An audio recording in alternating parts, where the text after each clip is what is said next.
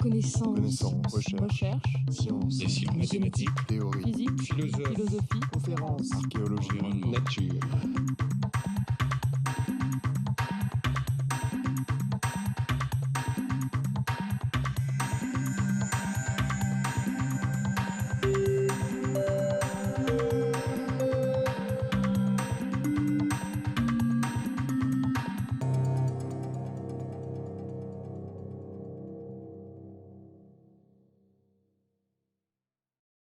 Bien, bonjour à tous pour donc notre dernière séance de travail ensemble. Vraiment, je pense que la neige nous aura été fidèle jusqu'au bout, tout comme vous d'ailleurs. Donc nous avons vu la semaine dernière comment la cynophobie, qui vient se substituer à la cynophilie des Lumières à partir du milieu du XVIIIe siècle, prend la forme seulement quelques décennies plus tard, c'est-à-dire dès le tout début du XIXe siècle, d'un rejet de la Chine hors de la nouvelle identité européenne, qui s'affirme notamment dans une redéfinition du champ de la philosophie. Une philosophie définie en termes professionnels et institutionnels, c'est-à-dire comme une discipline d'un savoir universitaire enseigné par des professeurs dans le cadre des facultés de philosophie. Alors cette nouvelle discipline se donne un nouveau genre d'outils didactiques que sont les manuels d'histoire de la philosophie, qui fleurissent d'abord en Allemagne au tournant du XVIIIe-XIXe siècle, suivis de près par la France, avec, comme nous l'avons vu, des échanges très étroits entre les deux pays. On a vu par exemple comment la Geschichte der Philosophie de Tenman est traduite en français par Victor Cousin, et à l'inverse, donc Tenman, vous l'avez ici, donc, et à l'inverse, l'histoire comparée des systèmes de philosophie de Gérando est traduite en allemand par Tenman. Donc, la philosophie, avec une majuscule, se constitue donc de par son histoire et en conséquence, les peuples déclarés sans philosophie sont aussi déclarés sans histoire, toujours avec une majuscule. Alors, ces histoires de la philosophie, qui constituent donc un nouveau genre, ont pour objet de retracer le récit, ce que les anglo-américains appellent actuellement narrative, donc le récit d'une aventure intellectuelle présentée comme spécifiquement et exclusivement européenne, dont les origines, alors on a vu que la quête des origines, c'est une quête chère au romantisme allemand, donc dont les origines sont identifiées comme étant grecques. Alors, les origines grecques de la philosophie et de l'identité européenne nous apparaissent encore maintenant, c'est-à-dire 2 siècles plus tard, comme une évidence. Nous avons tous, ou presque tous, fait de la philosophie en classe de terminale, et nous nous souvenons tous que dès le premier cours, donc, on nous a convaincu donc des origines grecques de la philosophie. Pratiquement la première phrase de tous les cours de philosophie de terminale, c'est la philosophie donc commence en Grèce. Alors, il faut rappeler cependant que ça n'était pas du tout une évidence au XVIIIe siècle, où les Grecs, comme on l'a vu, étaient considérés simplement comme des philosophes ethniques, comme on les appelait à l'époque, par les théologiens et les penseurs chrétiens. Et ce même XVIIIe siècle, où les philosophes comme Voltaire et Leibniz, s'intéressaient à la Chine précisément parce qu'ils y voyaient l'aspect originel d'une civilisation remontant à une antiquité antédiluvienne, c'est-à-dire donc antérieure au déluge, repère biblique par excellence. Donc on observe une reconfiguration à la fois spatiale et temporelle qui permet de repousser la Chine dans un Orient lointain et dans une antiquité tellement ancienne qu'elle en devient primitive. Tenman, dans sa Geschichte der Philosophie, dans son Histoire de la philosophie, écrit ceci, je cite, « Quoique nous retrouvions chez tous les peuples des traces de l'esprit philosophique, néanmoins, cette disposition générale de l'esprit ne se voit point chez tous développée au même degré. La philosophie ne s'est pas élevée partout jusqu'à former une science. Le peuple grec est celui dont le génie original a fait époque dans l'histoire de la philosophie. Les peuples orientaux, qui, pour l'Antiquité et la date de leur civilisation, se placent avant les Grecs, ne s'élevèrent jamais à la même hauteur, autant du moins que nous pouvons en juger. Tenman se montre un tout petit peu prudent en fin de phrase. Alors, le grand Hegel, qui cite Tenman et d'autres prédécesseurs allemands dans la bibliographie de ses leçons sur l'histoire de la philosophie, pose d'emblée la question « Où devons-nous commencer l'histoire de la philosophie ?» C'est où et non plus quand, puisque poser la question du quand, c'est évidemment reconnaître la plus haute antiquité des civilisations orientales. Donc là, maintenant, la question devient plutôt géographique. Réponse de Hegel, la philosophie commence là où l'essence des choses parvient à la conscience sous forme de pensée pure. C'est le cas dans le monde grec. Et Hegel de marteler au début de tous ses cours, à chaque début de semestre, alors il le dit vraiment sur tous les tons et sous toutes les formes, nous avons deux philosophies, un, la philosophie grecque, deux, la philosophie germanique. Et il s'ensuit que, et je cite toujours Hegel, ce qui est oriental doit donc s'exclure de l'histoire de la philosophie. Et Victor Cousin, donc notre disciple français donc, de Hegel, renchérit dans le sens d'une opposition binaire qui ne nous a plus tellement quittés depuis. Je cite Victor Cousin, « La Méditerranée et la Grèce sont l'empire de la liberté et du mouvement, comme le haut plateau du monde indo-chinois, c'est-à-dire donc l'Inde et la Chine, est l'empire de l'immobilité et du despotisme. » Alors, je dois dire que ça fait vraiment plaisir d'entendre des philosophes aussi roboratifs qui, au moins, ont le mérite de ne pas mâcher leurs mots. Parce qu'aujourd'hui, on est plus soucieux du politiquement correct et on enrobe davantage ses propos. Je me souviens d'un collègue d'un département de philosophie parisien qui me disait que la pensée chinoise lui donnait un sentiment océanique.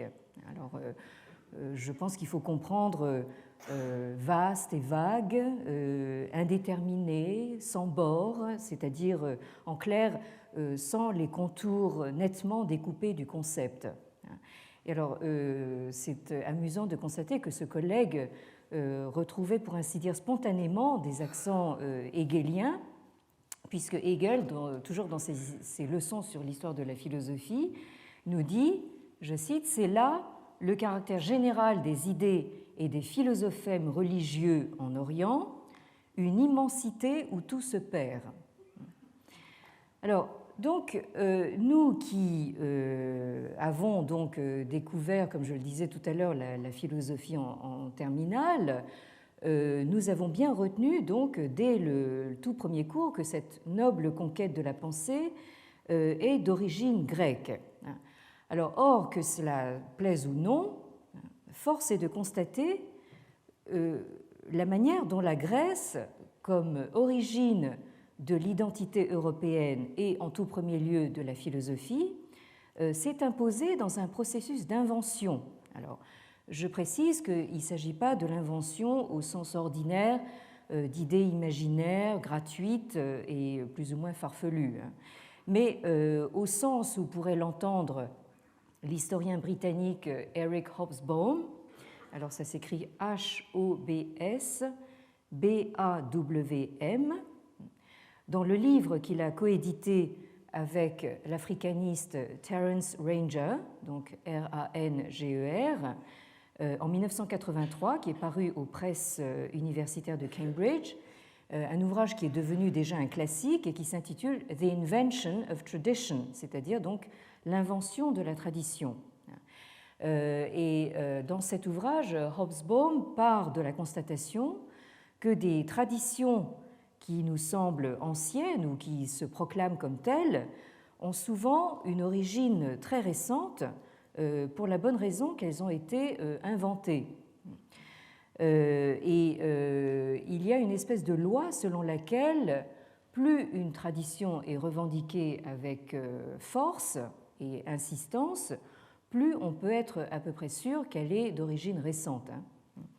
Donc, qui dit tradition dit évidemment volonté de perpétuer le passé. Et dans le cas de traditions inventées, il s'agit de se forger une identité et une légitimité en inventant une continuité avec un passé historique approprié, c'est-à-dire un passé sélectionné et au besoin reformaté pour les besoins de la cause.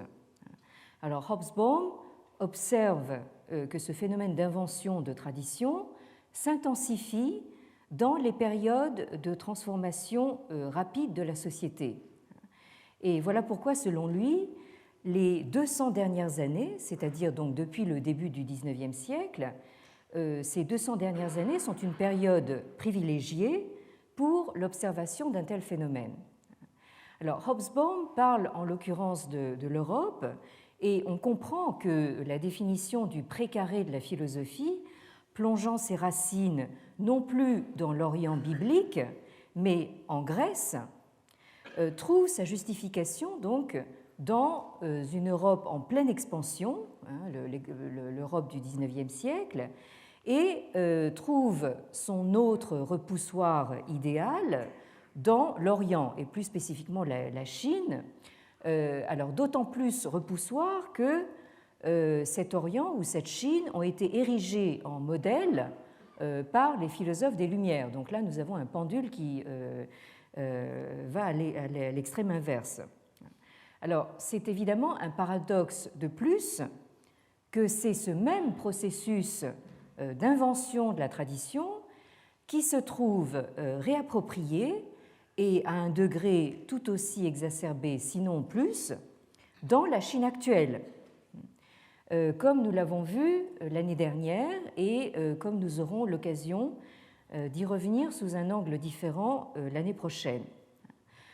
Alors maintenant, pour en revenir à Hegel, dans la section de ses leçons sur l'histoire de la philosophie consacrée aux Chinois, Hegel mentionne ce qu'il perçoit, ou plutôt ce qui lui est présenté, comme les grandes sources d'inspiration de la pensée chinoise, à savoir donc ce qu'il appelle le Yiqing, autrement dit donc le I Ching, le livre des mutations, Confucius, bien sûr, et Lao Tzu, ici. Alors, pas étonnant d'ailleurs que ce soit encore aujourd'hui ce que j'ai appelé dans ma leçon inaugurale le tiercé gagnant. C'est à peu près en fait les trois seuls, disons, best-sellers que connaissent les médias. Alors, comme on l'a vu la semaine dernière, c'est au retour de sa visite à Paris en 1826, au cours de laquelle Hegel fait la connaissance d'Abel Rémusat, premier titulaire donc de la chaire de langue et littérature chinoise et tartare mandchou au Collège de France. Donc, c'est au retour de cette visite de 1826 à Paris que Hegel fait une mention spéciale pour le taoïsme. Et voilà comment il articule les trois enseignements, ce que les Chinois appellent les sanjiao, donc là aussi dans une reconfiguration quelque peu surprenante. Hegel écrit ceci: on trouve dans l'Empire chinois une religion Fo ou de Bouddha, Fo étant donc la transcription chinoise de Foto, c'est-à-dire de Bouddha. Donc cette religion a été introduite en Chine en 50 après Jésus-Christ. Donc ça, c'est la première chose. Puis, on trouve la vieille religion du Tao, ici. Alors, là, c'est assez surprenant, en fait, la manière dont Hegel comprend Tao. Il nous explique que celui-ci est un Dieu plus singulier, à savoir la raison. Il nous dit donc ein eigentümlicher Gott, die Vernunft. Et en troisième position, donc, arrive la religion d'État, die Staatsreligion, à savoir la religion de l'Empire chinois, qui est la religion du ciel et des mandarins, c'est-à-dire les Zhou, les confucéens. Alors, le plus piquant, c'est que pour identifier le taoïsme comme religion de la raison, Hegel se fonde sur une lettre datée de 1787 du père Joseph Amyot, missionnaire jésuite en Chine. Le père Joseph Amyot qui parle dans ces termes de la secte des Taoçé, comme il dit, c'est-à-dire donc les Taoshi. Alors les Taoshi, en fait, donc, dans la réalité chinoise, sont des sortes de, on pourrait dire des prêtres, enfin, même s'ils ne sont pas consacrés, mais en tout cas des personnes qui sont chargées des cultes taoïstes. Et voilà comment le père Amyot, en bon jésuite, décrit donc cette secte des Taoçé. Et on a vu donc que les jésuites considèrent la secte taoïste comme la secte des sorciers. Donc il nous dit ceci: la fameuse secte des Taoçé, rivale des lettrés, mais aujourd'hui tombée dans le discrédit, est souverainement méprisée de tous les gens d'honneur, parce que depuis quelques siècles, elle n'a compté parmi ses adeptes que ce qu'il y a de plus vil dans la nation.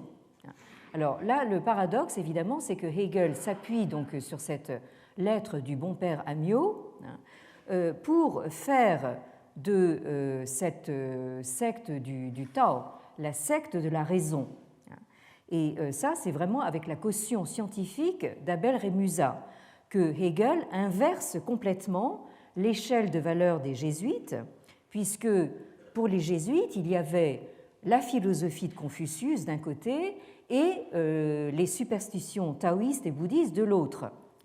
Alors que nous voyons donc Hegel faire du taoïsme tout d'un coup une religion de la raison.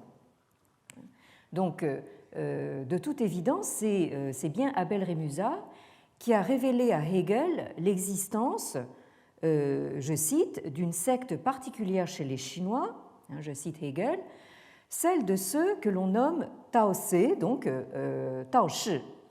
Ceux qui font partie de cette secte et ne sont pas des mandarins et qui ne se sont pas associés à la religion d'État et qui n'appartiennent pas non plus à la religion bouddhiste. Leur notion principale est Tao, c'est-à-dire la raison, dit Vernunft. Et Hegel continue ainsi: Taoçé signifie partisan de la raison. La conduite de la vie est pour eux l'essentiel. Il la nomme Tao Tao. Alors là, je ne sais pas d'où il sort ça. Alors, Tao Tao, c'est selon lui la loi de Tao, la direction ou la loi de la raison. Ils consacrent leur vie à l'étude de la raison et assurent que celui qui connaît la raison en son fondement possède la science universelle. D'après Abel Rémusat, c'est toujours Hegel qui parle, Tao signifie chez les Chinois, alors là c'est exact, chemin, moyen de communication d'un lieu à un autre, puis, alors là il y a un peu extrapolation, raison, substance, principe. Tout ceci, condensé au sens métaphorique, métaphysique, signifie chemin en général. C'est le chemin, la direction, le cours des choses et le fondement de l'existence de toute chose. Tao est donc la raison, et alors là donc Hegel cite Abel Rémusat, est donc la raison originelle, la nous, l'intelligence en grec, qui a engendré le monde et le gouverne comme l'esprit régit le corps. D'après Abel Rémusat, ce mot se rendrait le mieux par logos. Fin de citation. Alors, cette traduction de Tao par raison a déjà une longue histoire. Nous avons vu que dans les traductions des classiques chinois par les jésuites, les mots Tao et Li sont le plus souvent traduits en latin par ratio. Et nous avions vu également que c'est ce que reprenait Leibniz dans sa fameuse lettre à M. de Raymond, dont j'ai parlé précédemment. Donc, au XIXe siècle, cette traduction de Tao ou Li par ratio ou par le grec logos est déjà utilisée de manière conventionnelle, quasi routinière, par Abel Rémusat dans tout ce qu'il écrit sur la Chine. Par exemple, dans ses mémoires concernant les Chinois, Abel Rémusat traduit donc le fameux premier verset du Lao Tzu, autrement connu sous le nom de Tao Te Ching, le Tao Te Ching, c'est-à-dire donc le livre canonique du Tao de la voix et de sa vertu, comme on traduit de manière conventionnelle, on pourrait dire de sa puissance. Donc, nous avons ce fameux premier verset, Tao Ke Tao, Fei Chang Tao, qui voudrait dire littéralement donc le Tao que l'on peut appeler Tao ou dont on peut parler n'est pas le Tao constant. Ça, c'est donc une traduction littérale de ce verset. Et voilà ce que ça donne, traduit par Abel Rémusat. La raison peut être raisonnée, ou en latin, ratio quidem ratiocinativa, insolita vero ratione. Et cette traduction est reprise comme argent comptant par Hegel, qui traduit ainsi ce premier verset. Alors là, on a un peu de mal à reconnaître donc l'original. La raison primordiale peut être subordonnée à la raison ou bien exprimée par des paroles, mais ceci est la raison surnaturelle. Fei Chang Tao, ça devient la raison surnaturelle. Mais Hegel conclut en disant voilà qui, dans l'ensemble, ne nous apprend pas grand-chose. En effet, là, je suis assez d'accord. Alors, donc, à son couplet sur Tao, compris comme nous ou logos, Hegel donc ne peut pas s'empêcher d'ajouter cela demeure toutefois bien confus. La langue chinoise, donc après avoir donc cru identifier donc un lieu de la raison dans la tradition chinoise, il conclut dans ces termes. Donc ça ne nous apprend pas grand-chose et ça demeure très, très confus. Et il continue dans ces termes, la langue chinoise, à cause de sa structure grammaticale, crée beaucoup de difficultés. Monsieur de Humboldt a dernièrement démontré dans une lettre à Abel Rémusat combien indéterminée était la construction grammaticale.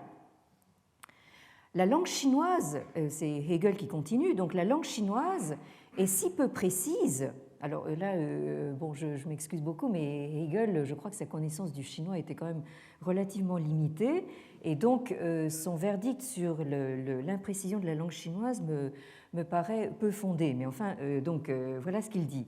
La langue chinoise est si peu précise qu'elle n'a ni préposition, ni désignation de cas.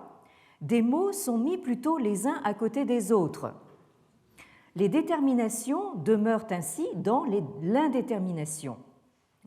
Alors, Hegel se réfère ici à un échange épistolaire entre Abel Rémusat, donc qu'il considère comme le meilleur connaisseur de l'Orient et qui est donc le titulaire de cette chaire de chinois au Collège de France, donc entre Abel Rémusat et son collègue allemand Wilhelm von Humboldt, dont vous avez le nom ici, si je le retrouve, Wilhelm von Humboldt ici, qui répond à Abel Rémusat donc, sur la nature des formes grammaticales en général et sur le génie de la langue chinoise en particulier. Alors, vous avez un ouvrage tout à fait important et décisif donc, qui porte sur cet échange épistolaire entre les deux savants, donc français et allemand. Il s'agit de l'ouvrage édité par Jean Rousseau, comme Jean-Jacques, c'est Jean tout court, Rousseau, et Denis Thouard, Thouard, qui s'intitule « Lettres édifiantes et curieuses sur la langue chinoise », sous-titre « Un débat philosophico-grammatical entre Wilhelm von Humboldt et Jean-Pierre Abel Rémusat ». Échange épistolaire qui a eu lieu entre 1821 et 1831. Alors là, chose tout à fait curieuse, c'est qu'il s'agit précisément de la décennie pendant laquelle Hegel donne ses leçons sur l'histoire de la philosophie à Berlin. Alors, cet ouvrage de Jean Rousseau et Denis Thouard a été publié par les presses universitaires du Septentrion, donc à Lille, en 1999. Alors, ce débat philosophico-grammatical, comme l'appellent Rousseau et Thouard, a pour enjeu philosophique de savoir si la langue chinoise est, par sa structure même, apte ou non à l'exercice philosophique. Autrement dit, est-il possible de philosopher en chinois ? De toute évidence, nous dit-on, la réponse est non. Et si on veut résumer, on pourrait dire pas de flexion, donc pas de réflexion. C'est-à-dire qu'on s'appuie sur le fait que le chinois ne comporte pas de flexion, c'est une langue non flexionnelle, c'est-à-dire que ça ne comporte pas de conjugaison, de déclinaison, de marque de différenciation des genres, etc. Donc pas de flexion, donc pas de réflexion possible. Alors là aussi, je me permets quand même de faire remarquer que ce n'est pas parce que le chinois ne comporte pas les mêmes formes grammaticales que les langues européennes, flexionnelles, qu'il n'a pas de grammaire. Et que nous avons une langue où les mots sont mis les uns à côté des autres au hasard.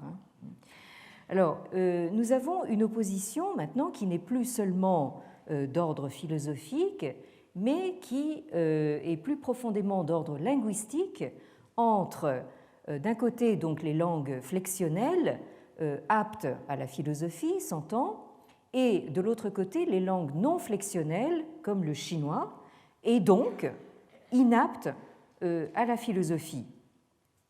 Alors, les langues flexionnelles sont évidemment les langues européennes, principalement dérivées du grec et du latin, auxquelles le XIXe siècle se figure avoir découvert une origine commune en Inde, à savoir dans le sanskrit. Alors, on peut se référer notamment, et là je passe assez rapidement, mais je vous signale quand même le nom, aux travaux de Franz Bopp, ici, qui aboutissent en 1816 à un ouvrage important qui s'intitule « Le système de conjugaison de la langue sanscrite comparé à celui des langues grecques, latines, persanes et germaniques ». Donc, ouvrage allemand dans lequel, semble-t-il, apparaît pour la première fois l'expression indo-européen ou indo-germanique pour désigner l'ensemble européen et indien des langues anciennes. Alors, la thèse défendue précédemment, en 1808, par son compatriote Friedrich Schlegel, dans son essai sur la langue et la sagesse des hindous. Donc cette thèse défendue par Friedrich Schlegel du sanskrit comme langue mère s'y trouve invalidée, mais quand même au profit d'une parenté entre le grec et le sanskrit. Donc du fait de cette parenté découverte entre le sanskrit et le grec, la Chine se retrouve du coup dissociée de l'Inde, avec laquelle elle avait été regroupée jusque-là dans l'entité Orient. Et donc l'argument linguistique concernant le sanskrit, qui rejoint donc les langues flexionnelles européennes et qui en serait même, selon certains, la langue mère, la langue d'origine, cet argument linguistique a pour effet de relier l'Inde à l'Europe et d'isoler encore davantage la Chine comme l'autre absolu, l'autre absolu de l'Europe. Alors, plus généralement, nous avons ici l'expression d'un double préjugé qui a encore maintenant, toujours 2 siècles plus tard, la vie extrêmement dure. Donc là, j'attire votre attention justement sur la persistance de certaines idées désormais toutes faites, qui nous apparaissent comme des évidences, mais dont j'essaye de vous montrer donc c'est l'origine il y a 2 siècles.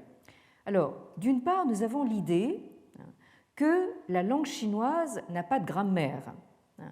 Et alors, le plus fort dans tout ça, c'est que c'est une idée dont on a réussi à persuader les Chinois eux-mêmes. Interrogez les Chinois autour de vous, ils vous diront tous « Ah ben oui, c'est évident, le chinois n'a pas de grammaire. » Alors, d'autre part, il y a aussi l'idée quelque peu contradictoire avec la première, que cette même langue chinoise, donc tout en étant dépourvue de grammaire, est d'une extrême complexité. Aujourd'hui, en français, dire que c'est du chinois, ça a tendu à remplacer c'est de l'hébreu, mais ça continue à se dire d'un galimatia totalement incompréhensible.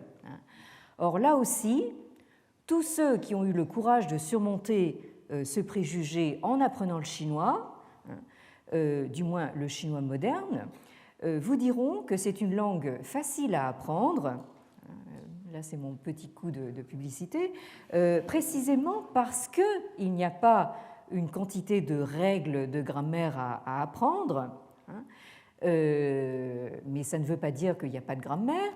Et évidemment, là, il y a un tout petit hic, c'est que je ne parle évidemment pas de l'écriture, qui est une autre paire de manches, quand même. Bon.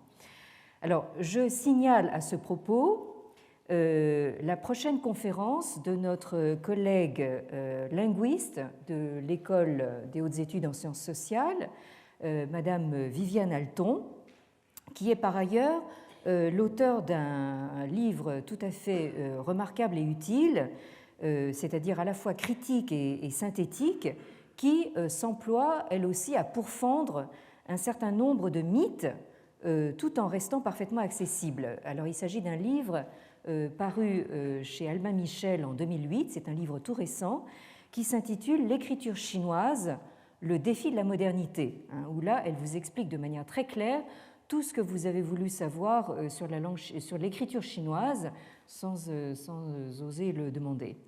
Alors donc Madame Alton, ça s'écrit A2LETON, va donner une conférence que, si vous pouvez, ne ratez pas, qui s'intitulera « La construction d'une Chine imaginaire, langue et écriture ». Et c'est une conférence qui est donnée dans le cadre du Collège international de philosophie, mais qui se déroulera au lycée Henri IV. Pour ceux d'entre vous qui ne sauraient pas où c'est au 23 rue Clovis, près du Panthéon. Et c'est mercredi prochain, le 17 février, de 19h à 21h. Donc courez-y, je pense que ça éclaircira beaucoup de choses. Bien, et alors notre Confucius dans tout ça. Je vous expliquais tout à l'heure comment Hegel s'employait donc à faire une distinction très nette entre, d'une part, la secte du Tao, qui est pour lui la secte de la raison, et d'autre part, donc d'un côté, la religion bouddhiste, et de l'autre, la religion d'État, qu'il considère comme étant celle de l'empereur, et des mandarins. Et alors là, je vous lis rapidement donc, tout le passage qui concerne Confucius, qui évidemment dans son échelle de valeur est placé donc en bas de l'échelle. Alors parmi les Chinois, le plus renommé pour la philosophie est Confucé, latin Confucius. Il a joui d'une grande notoriété, notamment au temps de Leibniz. Alors là, Hegel évidemment se souvient de son grand prédécesseur allemand, mais il en prend totalement le contre-pied. Ces livres à Confucius, qui sont très nombreux, sont des plus considérés chez les Chinois. Ils en font leur étude principale. Il a commenté d'anciens livres de ce peuple, de genre historique surtout, et écrit aussi une histoire. Ses autres travaux concernent la philosophie.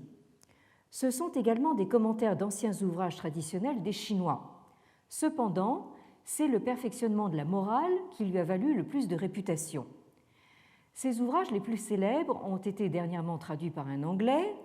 Un missionnaire français a traduit du chinois sa biographie. D'après cette biographie, il a vécu au VIe siècle avant notre ère, fut quelque temps ministre, quitta ensuite le service et vécut en philosophant avec ses amis et ses disciples. Nous possédons aussi des conversations de lui avec eux. Ça, c'est les entretiens. Pour l'essentiel, ses pensées sont d'une part des doctrines morales, d'autre part des prescriptions en partie fort insipides concernant le culte et les usages. La morale est bonne et honnête, sans plus. Ne nous attendons pas à y rencontrer de profondes recherches philosophiques. Il faut encore moins songer à trouver chez lui de la spéculation. Confucius fut un homme d'affaires. Ça ferait plaisir à certains contemporains chinois. Fut un homme d'affaires d'une sagesse pratique. Pour nous, il n'y a rien à glaner dans son enseignement. Nous n'avons pas, par conséquent, à y insister davantage. Les propositions qu'on y relève se trouvent partout, sont universellement connues. Le De Officiis de Cicéron vaut peut-être mieux et offre pour nous plus d'intérêt que tous les livres réunis de Confucius. Ceux-ci sont très délayés, comme des livres de prédication morale. On peut donc dire avec raison qu'il aurait mieux valu pour la réputation de Confucius que l'on n'eût pas traduit ses ouvrages. Ainsi, en nous faisant connaître son système de morale par une traduction allemande, on lui a fait perdre chez nous beaucoup de sa réputation. Alors, là, je crois que le verdict est on ne peut plus clair. La morale de Confucius est très commune, elle ne vaut même pas celle de Cicéron, et on aurait mieux fait donc de ne pas traduire les entretiens. Là, c'est autant pour moi. Bien. Alors, donc, le confucianisme, cette grande et sublime philosophie pour les jésuites et leurs lecteurs des 2 siècles précédents, devient donc chez Hegel une morale d'État formaliste, interdisant l'existence d'une liberté subjective et par conséquent totalement hétérogène à la philosophie proprement dite. Et donc sur le plan de l'interprétation, il est entendu désormais que la doctrine confucéenne est une simple morale et qui, plus grave encore, a promu une politique despotique et immobiliste. Et donc primauté nouvelle accordée à l'abstraction spéculative pour déterminer ce qui vaut en philosophie, comme ce qui distingue l'humanité avancée de la pensée dite primitive. Donc cette primauté n'y est évidemment pas étrangère. Alors les Chinois, bien sûr, ont bien retenu que Hegel considère les entretiens comme rien de plus que ce qu'ils appellent des chushikeyen, c'est-à-dire de simples maximes ou paroles de sagesse, donc pour s'adapter donc au monde.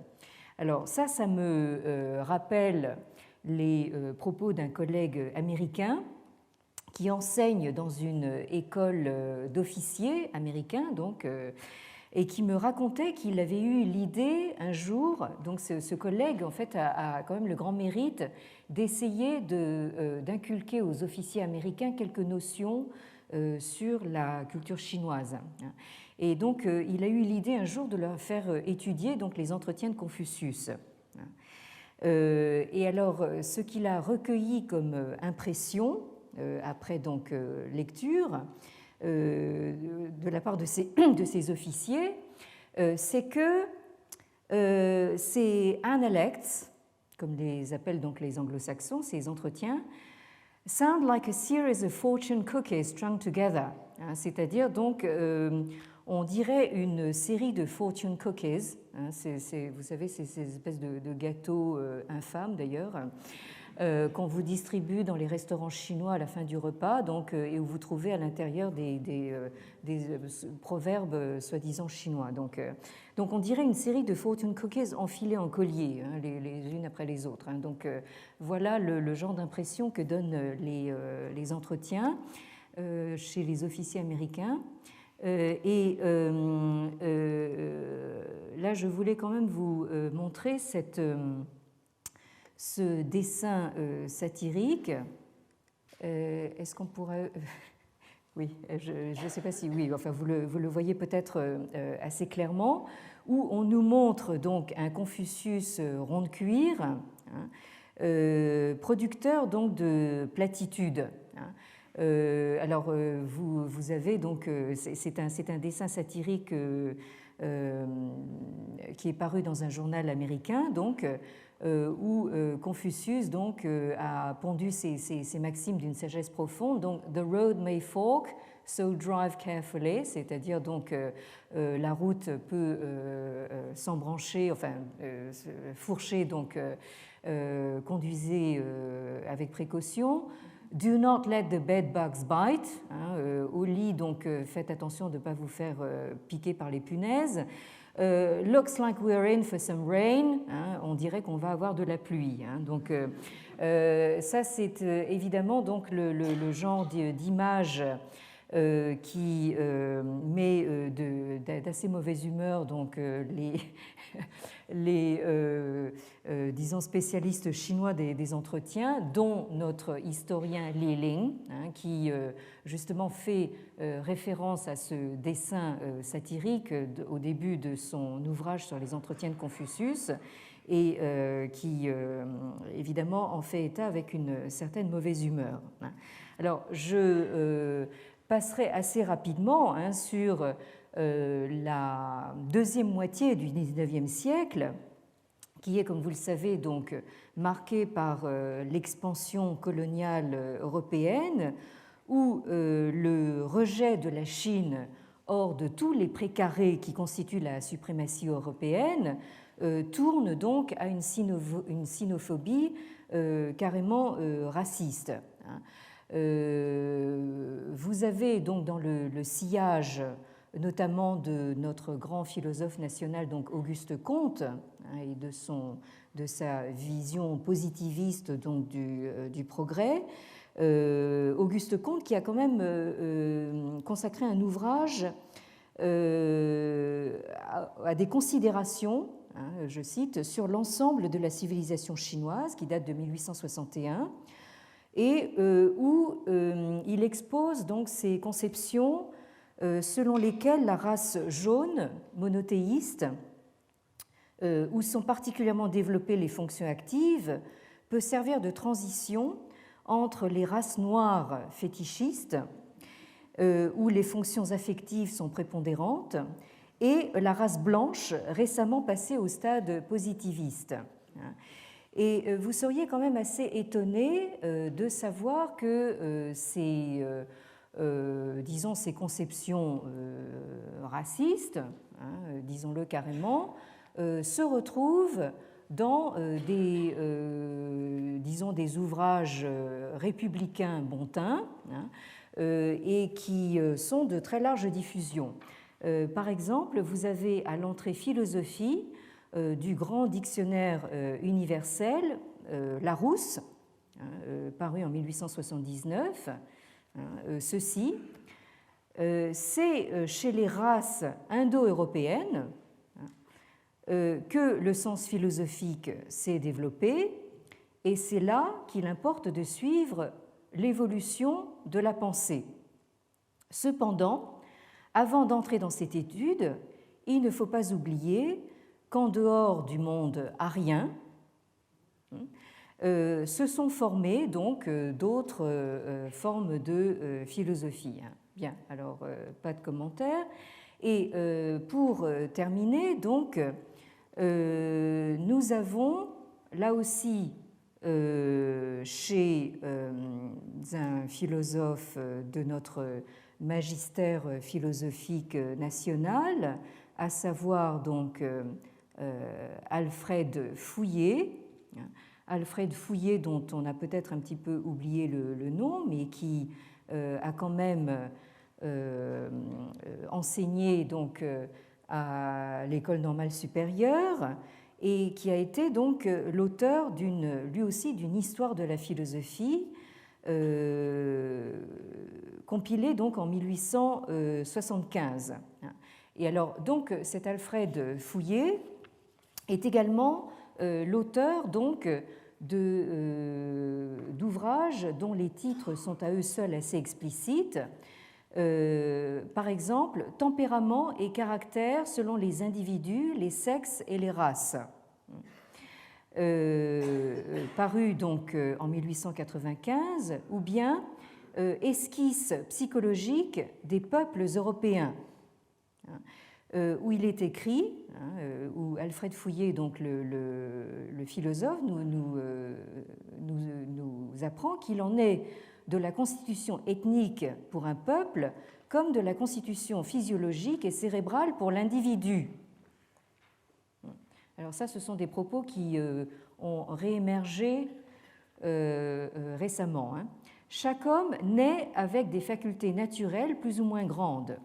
De même, si un individu appartient à une race humaine inférieure ou dégénérée, la conformation native de son cerveau lui interdira tout développement qui dépasserait certaines limites. Et il conclut en disant « Seules les races européennes sont capables du plus haut développement intellectuel et social ». Alors, c'est peut-être anecdotique, mais ça vous amusera peut-être de savoir que ce Alfred Fouillé a été donc l'époux d'une dame qui est l'auteur du fameux Tour de la France par deux enfants, donc qui a signé donc ce fameux ouvrage qui a été distribué à toutes les distributions des prix de l'école laïque. Elle l'a signé sous le pseudonyme de G. Bruno, en hommage donc à Giordano Bruno. Alors, c'est un manuel donc de notre bonne école laïque et républicaine, mais qui n'est pas exempt, lui non plus, des préjugés coloniaux et racistes courants donc à la fin du XIXe siècle, puisque le chapitre 75 de ce Tour de la France par deux enfants est intitulé « Les quatre races d'hommes », et donc divise l'humanité en quatre races blanches en premier, jaune en second, noir et rouge. La race blanche étant dite évidemment la plus parfaite. Et vous pensez peut-être que ce discours proprement raciste appartient donc à un XIXe siècle totalement révolu. Détrompez-vous, je dois dire que j'ai eu la très grande surprise tout récemment de recevoir une proposition très sérieuse d'un éditeur universitaire que je ne nommerai pas, de consacrer un essai à ce qu'il appelait, je cite, la pensée jaune ou chinoise. Je vous laisse deviner ce que j'ai fait de cette proposition. Bien, alors, comme donc le résume très bien Annelies Dick dans l'article que j'ai cité précédemment, Annelies Dick parle d'une contrainte réciproque qui trouve sa meilleure illustration dans la stratégie contradictoire qui consiste d'un côté à rejeter la Chine hors de la philosophie et d'un autre côté à parler de philosophie à propos de la Chine. C'est-à-dire que vous avez cette affirmation totalement contradictoire. Donc la Chine, bien sûr, possède une philosophie, ça on le sait depuis les jésuites, mais la philosophie n'existe pas en Chine. Alors, en France, où on est resté largement marqué, ou en tout cas le magistère philosophique a été largement marqué par l'héritage hegelien, par la médiation de Victor Cousin, l'héritage hegelien puis heideggerien. Alors, quand on ne dit pas avec Hegel que l'Orient est avant la philosophie, on dit avec Heidegger qu'il est à côté, ce qui aboutit aujourd'hui à des dissertations à perte de vue sur la Chine comme l'autre de la philosophie. Alors, un fait intéressant, c'est que le double questionnement suscité par la réception de la médiation jésuite au XVIIIe siècle, puis par la philosophie professionnelle du XIXe, c'est-à-dire donc vous avez à la fois ce mouvement sinophile et son inverse sinophobe. Donc ce double questionnement, à savoir le confucianisme, est-il une religion ou est-il une philosophie?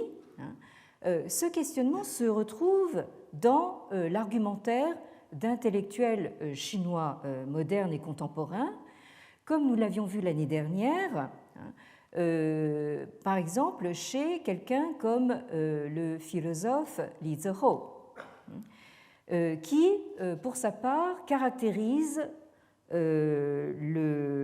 l'enseignement confucéen comme étant pan zhexue, pan zongjiao, c'est-à-dire donc moitié religieux, moitié philosophique.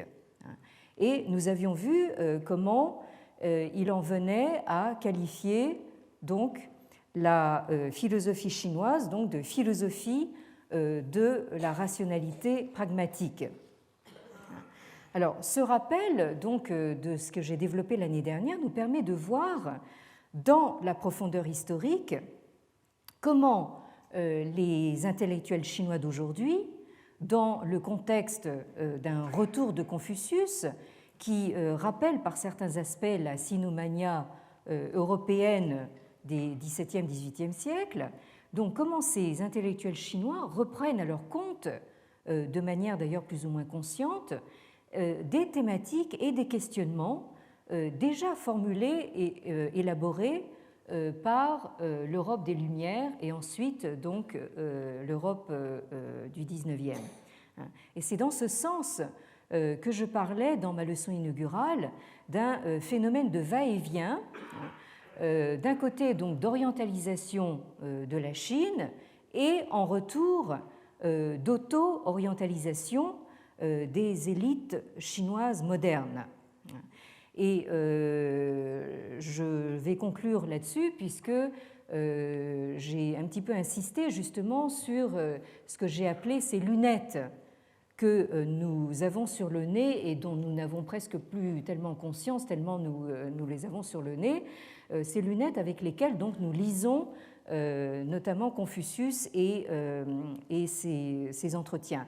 Donc nous aborderons l'année prochaine effectivement une lecture proprement thématique de ces entretiens à partir de décembre prochain. Mais en attendant, avec le professeur Edward Slingerland, qui viendra nous parler donc le 1er juin prochain des us et abus de Confucius en Occident. Nous aurons certainement l'occasion justement de revenir sur cette question. Et je signale d'ores et déjà, vous avez tous les renseignements sur le site internet du Collège de France, mais je le signale d'ores et déjà, un autre rendez-vous important en juin, les 17 et 24 juin, avec Sir Geoffrey Lloyd, éminent helléniste, que certains d'entre vous connaissent sans doute, qui s'est intéressé, lui, de manière éclairée donc, à la Chine et qui viendra nous donner 2 conférences, le 17 et le 24 juin. Merci donc de votre attention.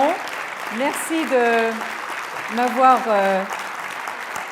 accompagné donc tout au long de cette deuxième année de cours. Et pour l'heure, alors tous mes vœux renouvelés pour l'année du Tigre, qui, je vous le signale, commence ce dimanche 14 février, c'est-à-dire le jour de la Saint-Valentin. Bien.